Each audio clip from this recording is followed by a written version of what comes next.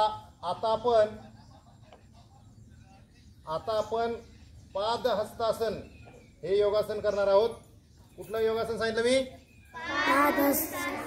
पाद म्हणजे पाय आणि हस्त म्हणजे हात। पाद हस्तासन। आपल्या पायामध्ये आपल्या खांद्या एवढंच अंतर यायचं, एवढं व्यवस्थित उभा राहण्यासाठी जेवढं वाटतं तेवढं, किंवा पाय चिकटून घेतले तरी चालते, काय अडचण नाही। तुम्हाला जी योग्य वाटेल, तुम्हाला सोयीस्कर वाटेल तेवढं घ्या।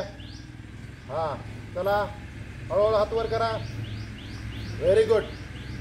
आणि आता आपल्या या हातांनी हळूहळू खाली वाकायचं आणि गोट्यापाशी धरायचं पायाच्या। चला व्हेरी गुड, बरोबर। धरा गोट्यापाशी। आणि आता हळूहळू आपलं नाक आपल्या गुडघ्याला टेकवायचा प्रयत्न करायचा आहे, गुडघ्याला टेकवायचं आहे।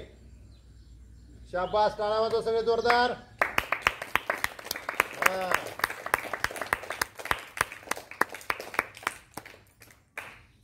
आता हळूहळू वर यायचंय, हात सोडा, हळूहळू वर या।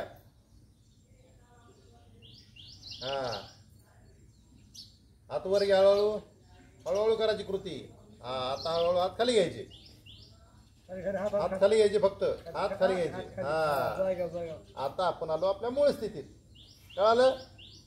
कळालं ना?